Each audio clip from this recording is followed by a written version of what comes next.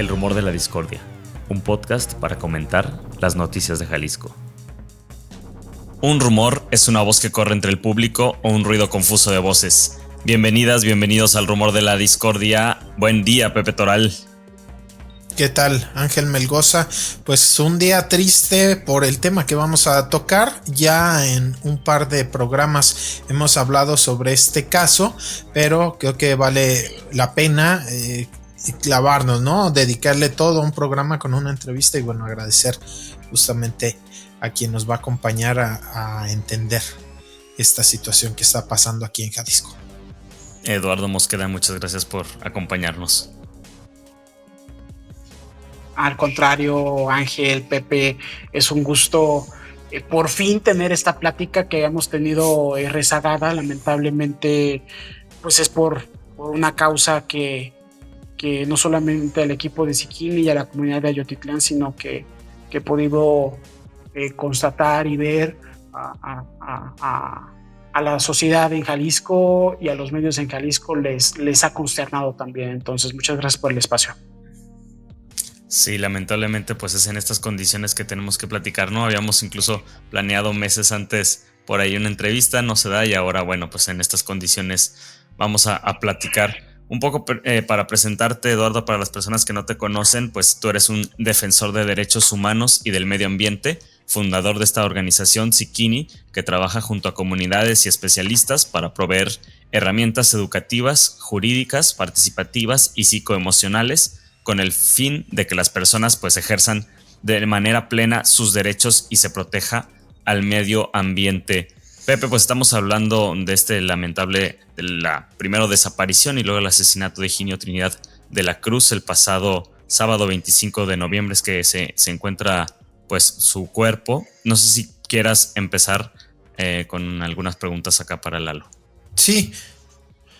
Bueno, pues primero recordar, ¿no? Higinio Trinidad de la Cruz, líder de la comunidad indígena de Ayotitlán, es una comunidad que se encuentra junto con otras comunidades indígenas nahuas al sur de Jalisco, en los límites con Michoacán, también en los límites con Colima, también cerca de Michoacán, y bueno, él en concreto vivía en el municipio de Cuautitlán de García Barragán, en donde pues hubo una desaparición que se presume forzada, es decir, con la participación de agentes elementos del Estado, y posteriormente su asesinato, que también se presume una ejecución extrajudicial. Estos, pues, violaciones graves a los derechos humanos, un líder comunitario, defensor del medio ambiente y, bueno, de sus comunidades, que es asesinado. Y, bueno, me gustaría, Eduardo, pues que comenzáramos justamente con quién era Higinio Trinidad de la Cruz y por qué es tan grave que hubiera sido asesinado, pues presumiblemente justo por su lucha y la de su comunidad. Higinio Trinidad de la Cruz era para mí un joven indígena, aunque ya también tenía sus años. 43 años, pero todavía desde mi perspectiva muy joven, claro. Que lideraba desde hace bastantes años todo un proceso, fíjate, muy integral. Él había estudiado, me parece que una ingeniería, ya desde hace muchos años se había integrado a equipos de diferentes personas defensoras del territorio.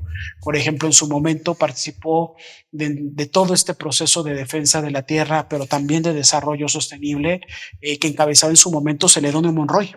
Él era parte de este equipo que lamentablemente se vio muy fuerte impactado precisamente con la desaparición de este defensor nahua. De hecho, me gusta recordar aquí lo que leí de aquella investigación de a dónde van los desaparecidos, en donde mencionaba cómo esto impactó precisamente en todo un proceso de articulación comunitario y cómo, pues es eso precisamente, es a lo que apuestan precisamente las personas que ejercen este tipo de violencia, a que hay una desorganización. Y en el caso de cuando pasó lo de Celedonio, al parecer tuvo mucho impacto. ahí mismo lo narran en esta investigación que recupera y en estas narraciones que recupera dónde van, esta investigación de dónde van los desaparecidos. En 2012, ¿no? En 2012 es 2012. desaparecido Celedonio Monroy y no se ha localizado su cuerpo, aunque pues muchas personas lamentablemente presumen pues también fue asesinado como hace un par de semanas, Higinio. Sí, desaparece. Se presume por varias personas que pues, lamentablemente ya no está vivo, pero también aquí implica algo muy importante, que es que tampoco ha habido justicia en este caso. No ha habido, y así también lo declaran los familiares en esta investigación, no ha habido respuestas sobre culpables, móvil, y pues mucho menos lo que es una sanción y una reparación integral. Porque aquí creo que es importante mencionar que cuando perdemos a una persona defensora y más del territorio y más de un pueblo indígena que defendía a su mismo pueblo, estamos perdiendo un proceso que posiblemente llevó décadas y de pronto les es arrebatado todo esto, toda esta articulación. Posteriormente, Higinio se suma también al trabajo que estaba llevando J. Santos Isaac Chávez, al cual yo también tuve la fortuna de conocer y en el cual obviamente nosotros también tuvimos ahí articulación. Él, recuerdo mucho que me platicaba Lick, viene ya la elección que acaeció en abril de 2021, viene ya la elección, Lick, yo soy el candidato más fuerte y en cuanto ganemos nos vamos a ir con todo por lo que es la justicia de mi pueblo contra esta minería transnacional de Benito Juárez Peña Colorada, propiedad de este par de empresas transnacionales con base en Europa, en Luxemburgo, ArcelorMittal y Ternium. Un momento, Eduardo. Vale. Explícanos, ¿la elección de qué? ¿A qué era J. Santos Isaac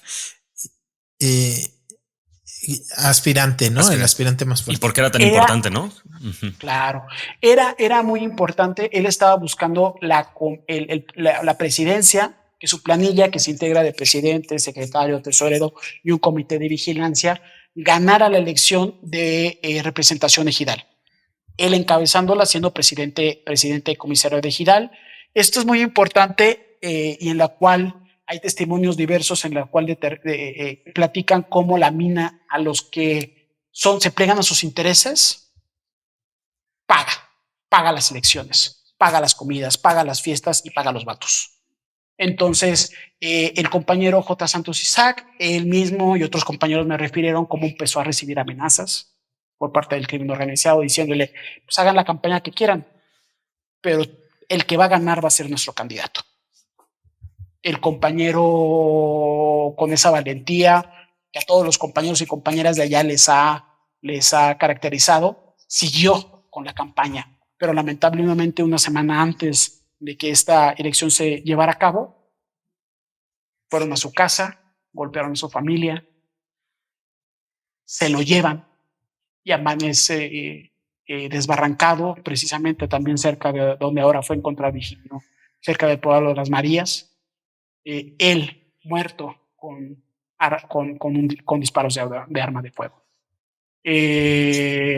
Esto también tuvo un impacto en la articulación. Esto ocurrió en 2021. En abril de 2021. En 2012 desaparecen a Celedonio Monroy, 2021 a Isaac Santos y ahora en 2023 a quien continuó la lucha de estos dos compañeros. Sí, y podemos nombrar también a muchos otros defensores que han fallecido, que han desaparecido. Por ejemplo, recuerdo ahorita y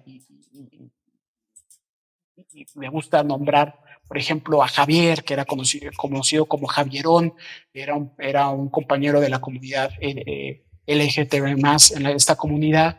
Era conocido por ser cantante, por ser un animador de las fiestas, pero también por ser parte del equipo de J. Santos. Y él le afectó mucho el asesinato del compañero J. Santos. Eran muy buenos amigos. Y nos cuentan cómo nombraba a las personas y gritaba quiénes eran los culpables allá en el pueblo, y también fue desaparecido ese mismo año, en agosto, y también fue encontrado muerto.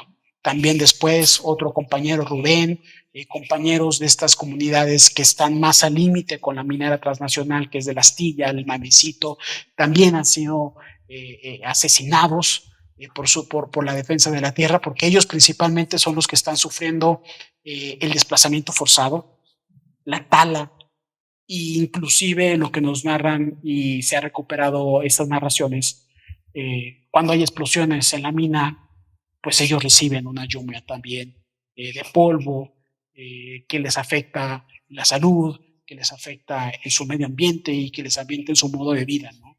Entonces, han sido muchos y muchas los compañeros que han sufrido esta situación. El último, lamentablemente, de ellos es Higinio Trinidad, que no solamente denunciaba la minería ilegal, la tala clandestina, que nosotros, por lo que tenemos de informes por parte de la misma comunidad, ya llegó al núcleo de la reserva de la biosfera de Manantlán, allí a la famosa, en algún momento, reserva modelo, reserva ejemplo, llegó a La Joya. No solamente era un denunciante de esto, participaba en todas las declaraciones, en todos los procesos de articulación y de rendir sus testimonios ante prensa nacional e internacional, sino también trabajaba, por ejemplo, para su comunidad en la mejora de las condiciones de los servicios públicos. Es importante recordar que estas comunidades que están defendiendo su territorio también se están defendiendo de una miseria inducida y una miseria obligada, porque yo siempre me gusta recordarles y preguntarle al auditorio y a las y los periodistas con los que hablo es, ¿cómo es posible que la comunidad con la mina más importante de hierro del país, con aproximadamente el 30% de la producción de hierro del país, viva con una marginación una alta marginación del 90% de su población? ¿Cómo es posible que las comunidades no tengan un acceso a la salud, que no tengan caminos adecuados? Voy a pasarles posteriormente a ustedes también cuáles son las condiciones de esos caminos. Cuando pasa un huracán quedan incomunicados, lo que pasa, por ejemplo, actualmente con la población de Maderas, que el puente se fue y pues no hay autoridad que vaya para allá.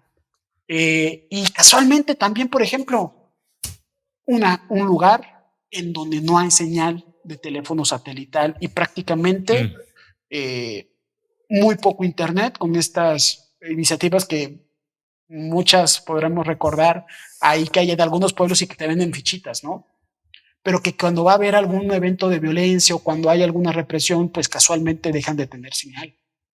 ¿Cuál es el interés del Estado mexicano en mantener aislada? Porque al final de cuentas, recordemos, crimen organizado, empresas, pues pueden cometer violaciones de derechos humanos. Pero al final de cuentas, ¿quién es el responsable de respetar, proteger y, más importante, por ejemplo, en estos casos, garantizar los derechos humanos de esta comunidad?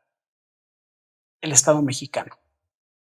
Y que lamentablemente pues le ha fallado a Higinio y a una comunidad como la que es Ayotitlán, con aproximadamente 18,000 personas, con 89 rancherías que viven en miseria y que, como lo denomina una gran colega mía del Centro de Abogados José Alvear Restrepo de allá de Colombia, Rosita Mateus, pues una zona de sacrificio. Y nosotros como mexicanos y como Estado mexicano, el Estado mexicano está permitiendo eso, el sacrificio de 18,000 personas completamente inocentes, completamente vulnerables, en aras de un desarrollo, pues que es un desarrollo probablemente para las y los inversionistas en Luxemburgo, para que Luxemburgo tenga pues su PIB per cápita más alto del mundo, pero que no se nota en Ayotitlán. Eduardo, saber o preguntarte si hay como un incremento últimamente de la violencia criminal. Ya lo decías tú, ¿no? En la mina de hierro más importante del país, Peña Colorada, lo que representa, según ahí datos que publicó Analí Nuño, el 33% del consumo anual de la industria en el país. También por ahí lo veíamos compartido por otros periodistas, la relación que tiene pues el dueño de Ternium con precisamente Paolo Roca, este dueño de esta empresa, el director además de del mismo grupo empresarial, y la relación que tiene pues con Andrés Manuel López Obrador, ¿no? Que ha estado por ahí este señor Paolo Roca pues en Palacio Nacional, que se reúne con López Obrador, que se le ofrece incluso participar en las licitaciones para la refinería de Dos Bocas. Bueno, como preguntarte un poco también sobre esa relación en el poder y si hay pues, si se están poniendo un poco más se ha aumentado el grado, ¿no?, de violencia criminal en estos últimos años por alguna razón que ustedes nos pudieran ayudar a comprender mejor. Mira, hay, por ejemplo, algunas fuentes periodísticas como la que acaban de mencionar de Analí, han recabado testimonios que narran que esto viene incrementándose a partir de 2012. Yo precisamente vengo incorporándome al proceso de acompañamiento precisamente desde 2012, cuando estaba en otra organización de la sociedad civil que se llama Instituto de Derecho Ambiental. Y yo, que permanecí ahí hasta 2020, pude ver cómo cómo fue incrementándose la presencia del crimen organizado y su participación en preguntar, oigan, ¿y ustedes qué hacen en un principio? En un principio, a las personas defensoras, ¿ustedes qué hacen y por qué? Pues, ¿por qué van a Guadalajara? ¿Por qué? Cuando en un momento se tenía un amparo con suspensión de plano contra todos los permisos, autorizaciones y licencias de esta minera, por precisamente poner en riesgo los recursos, los bienes naturales de esta comunidad. Pero de esas preguntas en un principio fue elevándose el tono y la participación, ¿no? Después, cuando las y los compañeros firmaban controversias agrarias, nos decían pues, que estaban siendo amenazados para que se existieran. Inclusive en algunas de las presencias de estas audiencias nos narran que, oigan, pues que es que están afuera, ¿no? Posteriormente, algo para mí que fue fue el primer aviso más fuerte, fue que después de una serie de desistimientos por parte de 2 comisariados capturados por parte de la minera, de este amparo con esta suspensión de plano, pues quedaba ahí solamente un compañero con nosotros firmante de este amparo y que nos mantenía con esa suspensión viva, porque siempre que se hacía el comisariado ejidal nos firmaba ahí el recurso para poder precisamente por falta de formas y fondo tumbar precisamente ese acuerdo por parte del juez, ¿no? Porque pues el comisariado pues nunca había llamado de manera adecuada a asamblea, ¿no? Y ahí, ¿qué es lo que pasó? En esa última vez que se ganó, aproximadamente fuimos notificados el 14 de febrero del año 2020, unos días antes de que comenzara todo este periodo de pandemia. Pues sucede que ahí nos informan que Policía Municipal, crimen organizado, fueron por el compañero, se lo llevaron al juzgado federal para que se hiciera de este juicio de amparo. Aquí yo les pregunto, ¿quiénes son los beneficiarios de un desistimiento de una suspensión de plano contra todas las permisos, autorizaciones y licencias?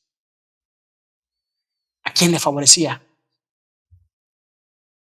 Después ¿alguna vez se han posicionado las mineras sobre este tema, Lalo? O sea, no. En la actualidad consideramos nosotras que se han sumado a los vientos políticos y a las modas políticas de la actualidad, que es que, pues negar los hechos, negar negar lo que está sucediendo, porque esta es una zona de alto conflicto, y no por los compañeros y compañeras indígenas, sino porque esa violencia ha sido inducida. O sea, ellos sí creen en la coincidencia que les ven a convenir milagrosamente y criminalmente, o sea, como a esa pues tragedia, ¿no? Es que aquí la situación es, no sé si es coincidencia, pero si ponemos como si fuera esto una fórmula con sus axiomas, lo vemos en Aquila y lo vemos en Huizontla. Misma empresa, mismo grupo de crimen y mismos resultados. Personas defensoras desaparecidas o asesinadas. Es que es tan claro que es grosero, ¿no? Yo creo que ha pasado el límite de grosería para pasar a algo peor. Algo peor porque lamentablemente en la actualidad se habla mucho de un pueblo bueno, se habla mucho de transformaciones, de refundaciones, se habla mucho de ya no hay pactos de impunidad, pero uno ve la línea del tiempo, ve los hechos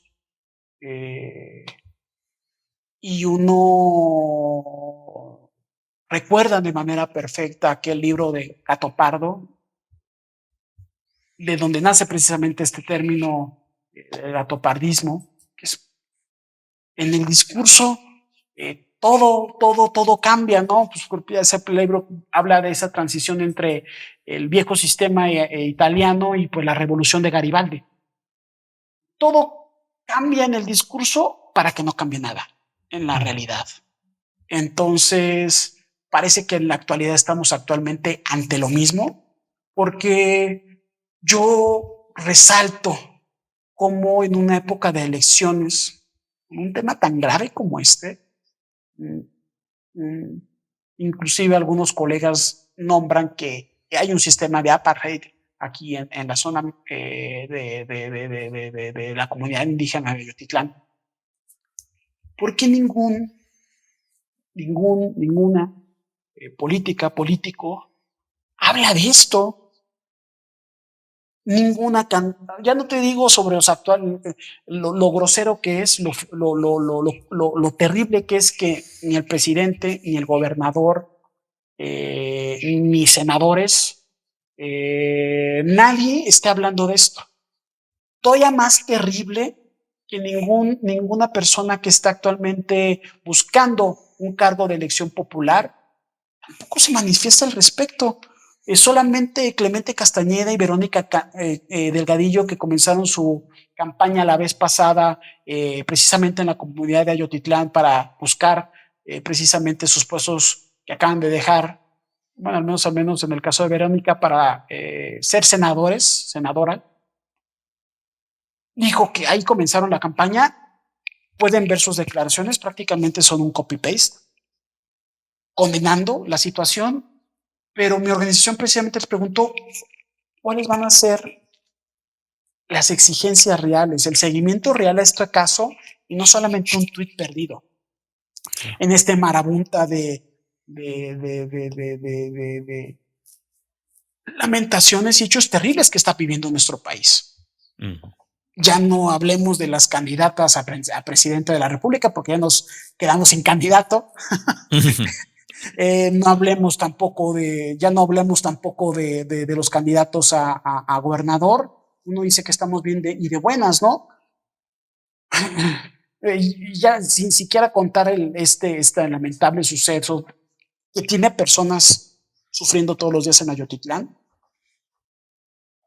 Pues vivimos una crisis de derechos humanos, pues yo creo que después de la Revolución Mexicana, donde se perdió alrededor de un porcentaje alto de la población mexicana, y no hemos vivido algo así. Y vivimos en los otros datos, vivimos en el bien y buenas. Tenemos el primer lugar en desaparición de personas. Desaparecieron a Higinio Trinidad de la Cruz con fuentes oficiales y fuentes de compañeros y compañeras, que entró a la presidencia municipal y ya no salió. Eso en cualquier país debería de estar parando y debería de estar provocando renuncias e investigaciones trascendentes. y no pasa nada. No pasa El nada. mismo presidente, ¿no, Lalo? Jesús Delgado Camberos, pues es el que cita a Higinio en la presidencia y después ha dado algunas declaraciones, la verdad, con una carta por ahí. No sé si por ahí, Pepe, tú quieres comentar algo al respecto, porque también me estás compartiendo algunas de las notas que recababan, pues el testimonio de, bueno, no el testimonio, las palabras que comparten una carta, ¿no? Muy escueta, diciendo algo así como que pues había sido cercano incluso a Higinio, el presidente ahí de Cuautitlán, de García. Y que no Pero estaba pues en el municipio. pero siendo la persona que citó Higinio, ¿no? Y como tú decías en otras entrevistas, Lalo, o sea, entra Higinio a una presidencia municipal y sale, por su voluntad, entra y sale, pues ya como una persona desaparecida y va a ser encontrado asesinado horas más tarde. Y este personaje todavía piensa en reelegirse, ¿no? Sí, piensa reelegirse. Y además es de un partido político, ¿no? Es de Movimiento Ciudadano. Es de Movimiento Ciudadano. Hay gente que tenía que responder por eso. Tendría que responder tan solo, porque él dice que no tiene nada que ver, pero tendría que responder tan solo a saber las contradicciones en las que va a caer, si citó o no a Higinio, y eso no nos responde. Y aparte aquí hay una cuestión importante también.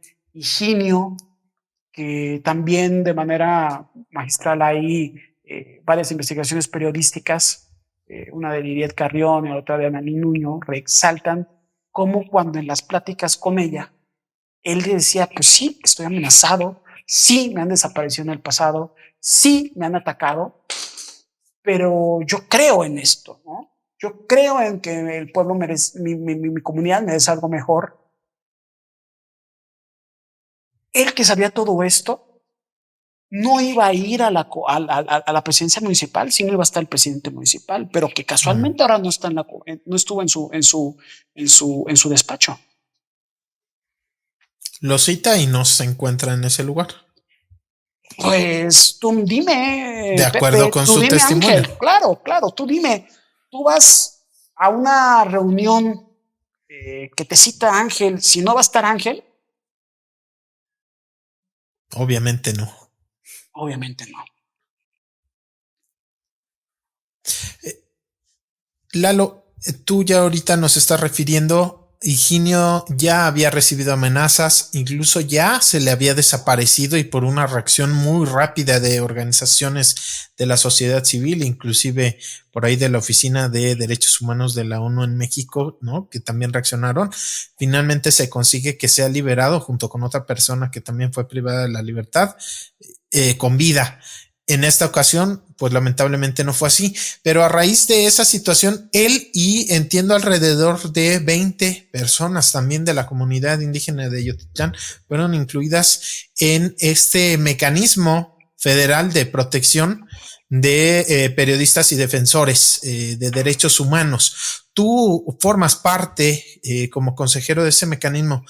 ¿Qué respuesta hubo del Estado que en teoría se le debió de haber dado a la protección a él y a otras personas que siguen amenazadas y en peligro en este momento, inclusive que han tenido que huir de sus poblaciones por el riesgo pues de que les ocurra lo mismo de Higinio? ¿Qué está fallando en este caso y en tantos otros de defensores del territorio, de periodistas que a pesar de hacer las denuncias, a pesar de contar con protección, pues no se está evitando que se les desaparezca y se les asesine?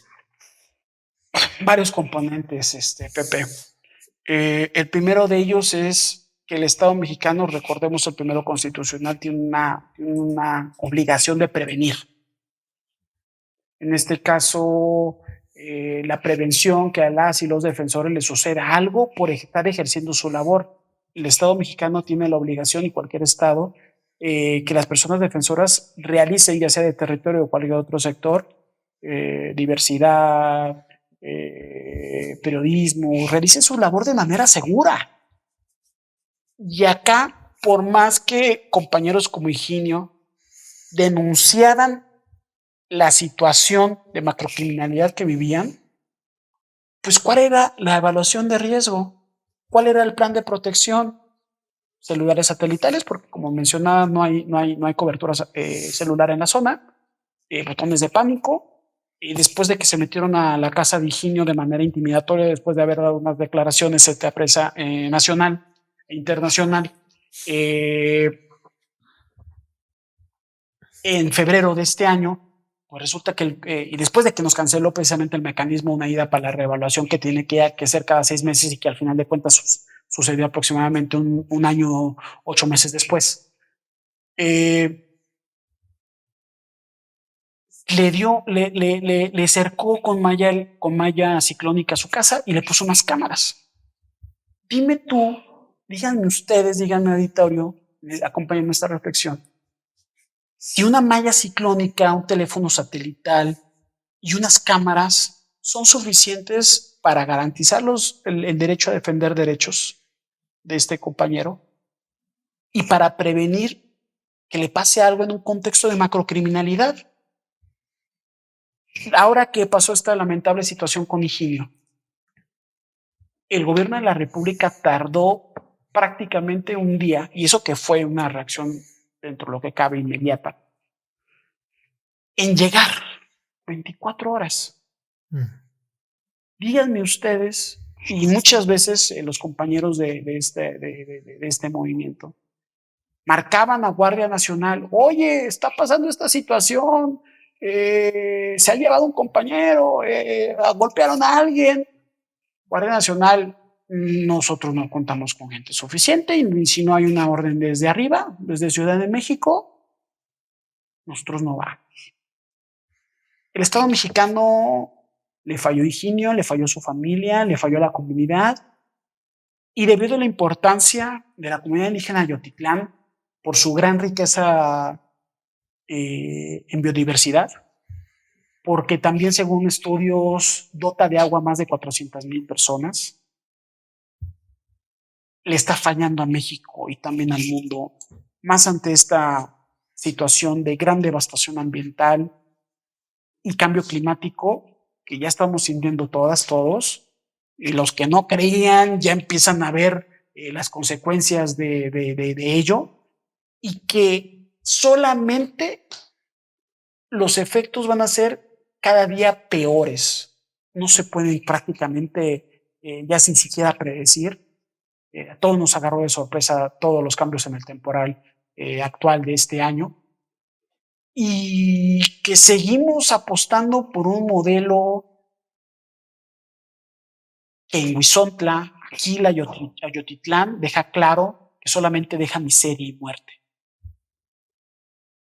Hace poco, los periodistas, el auditorio, los que nos vayan a escuchar, hubo un movimiento social histórico que no se veía desde la caída de la dictadura allá en Panamá, sobre esta gran reflexión que tuvo el pueblo panameño. Obviamente siempre los grandes adalides del desarrollo dicen, no, pues es que es la mina que da más inversión al Estado panameño. Sí, pero eso vale el agua de las 400,000 personas, o por ejemplo, traslapolándolo acá a la zona de los límites con Colima y Jalisco. Eso vale perder la variedad más antigua de maíz, que precisamente por eso se construyó y se decretó la área natural protegida de la reserva de la biosfera Alizada y Popenerenis.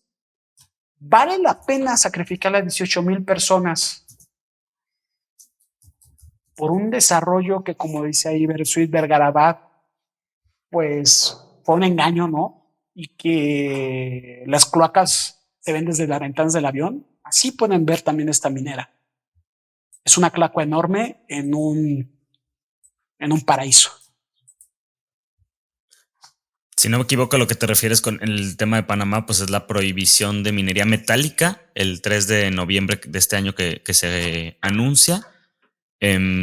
Lalo, también preguntarte sobre eso, ¿no? Sobre qué esperaríamos hacia el futuro. Si estamos hablando de un Estado mexicano completamente, pues si no rebasado, si no es que hasta cómplice de esta poca esperanza que tenemos, digamos, desde la parte de la representación popular o desde estos políticos. ¿Dónde va, por ejemplo, las acciones de Siquini? ¿Dónde van las acciones de la comunidad indígena de Yotitlán? ¿Dónde podemos también, de qué manera se pueden sumar esfuerzos, y dónde reside un poco también pues la esperanza para para seguir acompañando el camino de esta resistencia? Lo primero y lo fundamental es reconocer el papel de las y los defensores de la comunidad indígena de Yotitlán, que aún viviendo en una zona decretada prácticamente por el Estado mexicano como de sacrificio, no se rinden, aun con las condiciones más adversas socioeconómicas y de violencia, siguen adelante y las compañeras y compañeros con los que he hablado me dicen, ahora más que nunca vamos a seguir por Higinio, por J. Santos, por Celedonio, por todos y por también nosotras mismas. Primero, reconocer el papel fundamental como personas defensoras de ellas, que no solamente se beneficiarían a una comunidad, sino que están beneficiándonos a todas. Después es también tener esperanza en esta articulación cada vez más fuerte entre sociedad civil, entre organizaciones. Nosotras, por ejemplo, agradecemos muchísimo a toda esta solidaridad de muchas organizaciones, por nombrar algunas que nos acompañaron en algunas acciones ya emergentes como INDEC, ahí con María González, CEPAD, Justicia para el Pueblo, Foco Tonal, muchas otras organizaciones que han estado sumadas aquí a las labores en las ruedas de prensa, en acciones de visibilización, también a nivel nacional e internacional. Creo y estoy plenamente convencido que vienen grandes reflexiones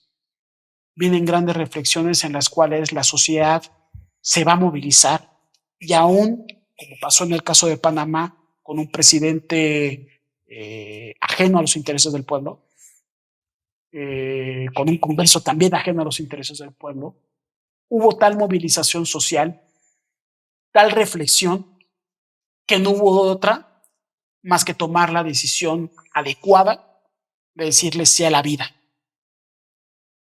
Creo yo que por los grandes problemas que tenemos aquí en nuestro país, en cuestiones socioambientales, con estos infiernos ambientales que decía Víctor Toledo, uno de ellos lo tenemos en Chapala, en la cuenca Lerma, Chapala, Santiago Pacífico. Lo que están viviendo, por ejemplo, los pueblos cocas ahí, con niñas y niños muriendo de insuficiencia renal debido a la gran contaminación, teniendo afectaciones muy graves en su desarrollo cognitivo por estar comiendo pescados que parecen más bolsitas de metales pesados. Eso, recordémosle y digámosle ahorita que seguramente nos escuchan la mayoría de la ciudad metropolitana de Guadalajara, el 60-70% del agua que viene y surte a nuestras casas viene de Chapala. Estoy yo convencida que por esta crisis ambiental que nos va a alcanzar a todas y a todos, lo único que es seguro es que va a haber una gran movilización social en un futuro. La cosa es si nos va a alcanzar para que haya condiciones dignas de vida para la mayoría de la gente. Al margen, Lalo, de que la sociedad en México, en el mundo, pueda sumarse, hacerse consciente de esta crisis ambiental que afecta en todos los lugares, en particular para la comunidad indígena de Ayotitlán, ¿cómo está la situación legal? ¿Qué recursos tienen frente a la mina?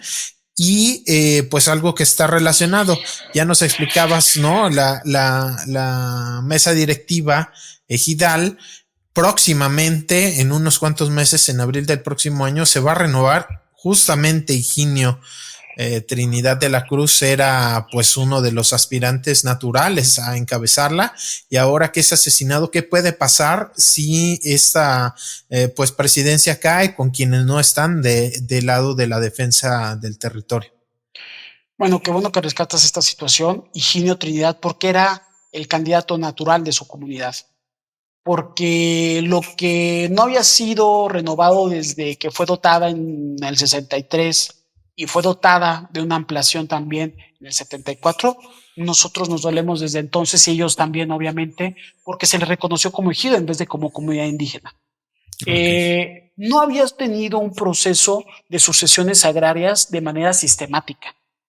Y el que encabezó precisamente en lograr aproximadamente hasta el día de hoy 150 nuevos ejidatarios por sucesión agraria ante Tribunal Agrario fue Higinio Trinidad de la Cruz. De hecho, el compañero en varias ocasiones me mencionó que había sido ya amenazado por esta actividad importante. Recordemos que ¿qué importan 150 ejidatarios? ¿Qué significa bastante. Esto? Claro. Eduardo, ¿qué significa? Significa que, por ejemplo, en la elección, que aún con trampas, como denominan los compañeros, la vez pasada solamente se ganaron por 2 votos. La representación que era, en palabras de los mismos compañeros, pues capturada, ¿no? Por la mina y por el crimen, que funciona como guardia blanca, ¿no? Imagínense esa diferencia de los votos, cómo lo rompe 150 nuevos ejidatarios y ejidatarias. Imagínense en una asamblea ejidal 150 nuevos ejidatarios, todos con una perspectiva de conciencia comunitaria y ambiental. Y eso, pues, viene la elección en abril.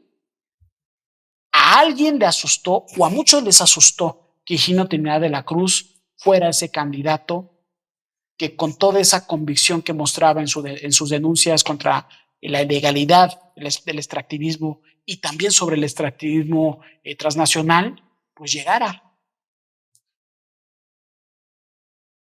Eso es algo que nos da respuesta de quiénes pudieron haber hecho esto.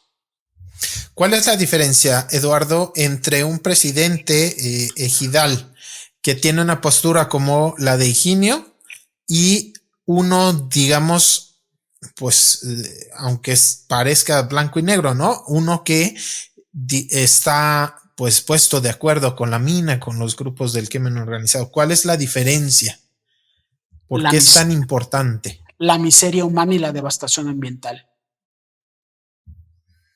Por un lado, tenemos la realidad de dirigencias que han firmado los acuerdos redactados por la minera transnacional y que no han discutido conforme a las formas y al debido proceso estos acuerdos al interior de la asamblea, y que han tenido, ¿cuáles son los resultados? El 90% de alta marginación.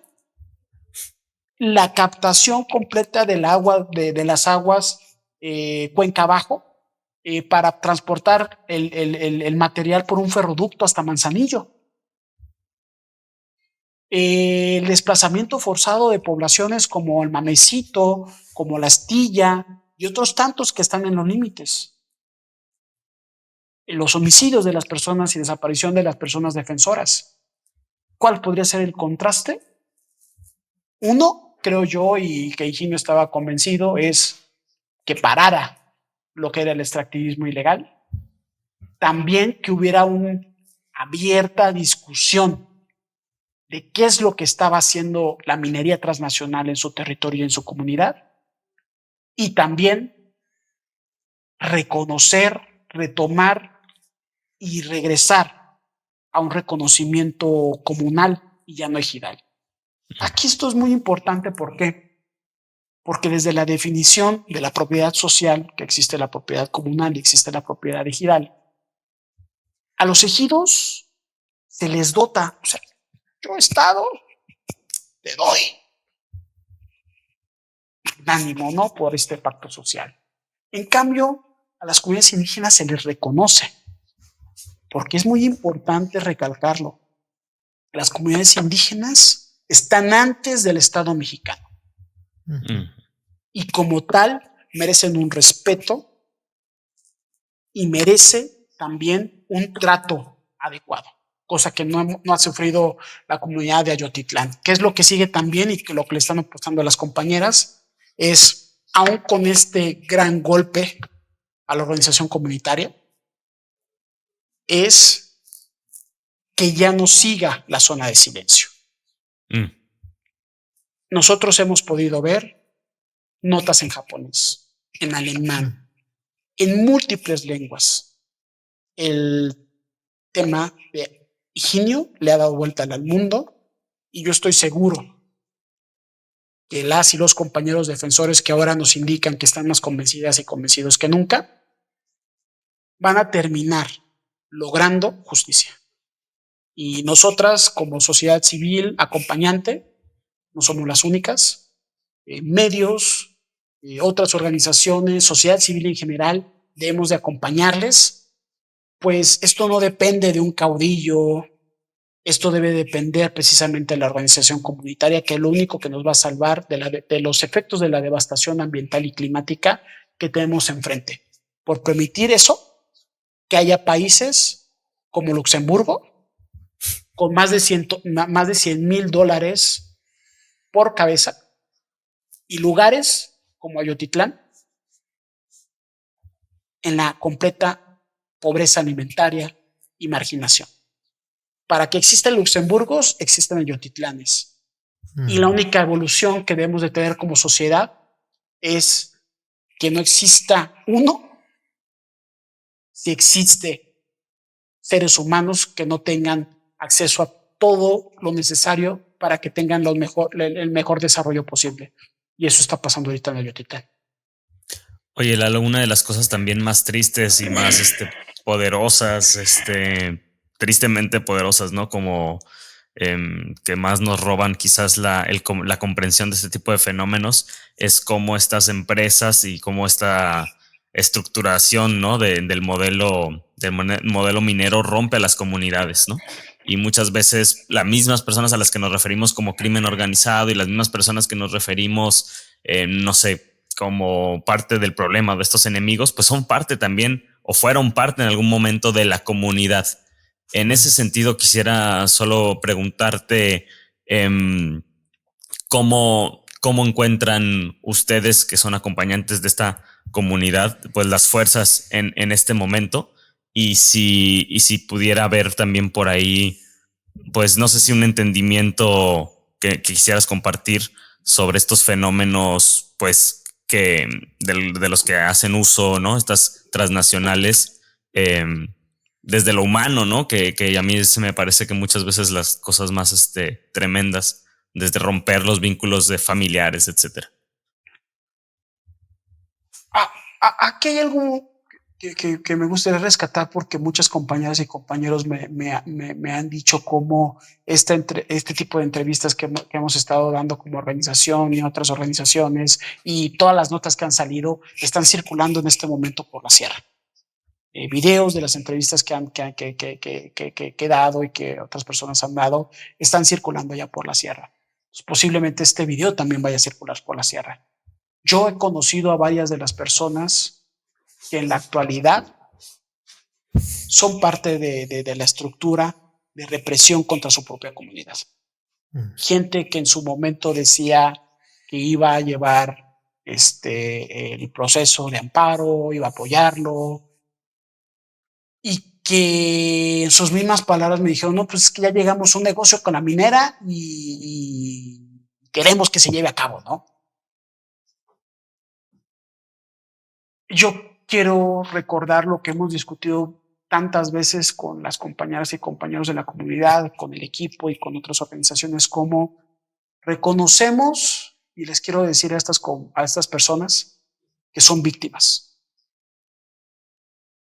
Son víctimas a las cuales es difícil decir lo que voy a decir, pero no hay que tener un odio, un rencor por lo que han hecho. Hay que comprender que están siendo utilizadas por un modelo impulsado por la minería transnacional, en este caso por el consorcio minero Benito Juárez Peña Colorada, ArcelorMittal y Ternium. Les recuerdo, quiero traer a colación cómo Ternium en Argentina desapareció decenas de sus obreros durante la dictadura militar. Cómo Paulo Roca ha sido acusado por dar sobornos en múltiples países. Cómo ArcelorMittal hace tan solo un mes, por los pobres estándares de seguridad en sus minas, murieron aproximadamente 49 obreros. Esto es un modelo en los cuales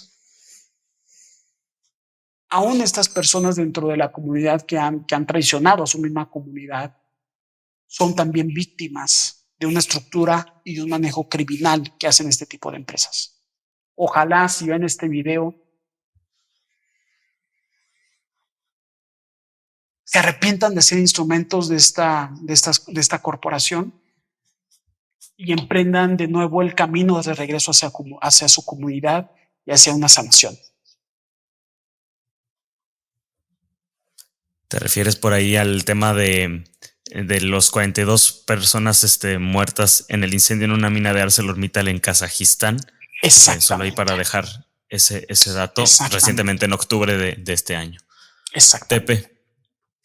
Bueno, pues a ti, Eduardo, agradecerte. ¿Algo más que quisieras comentarnos sobre Higinio Trinidad de la Cruz, quien por cierto también era integrante de la Comisión Estatal Indígena? No sé si ya hubo un pronunciamiento, ¿no?, de esta institución del gobierno de Jalisco que representa justo a los pueblos indígenas. Él era parte y pues bueno, además, ¿no?, de trabajar con su comunidad, pues también con el resto de las comunidades indígenas del estado. ¿Algo más que quieras comentar antes de despedir, Eduardo?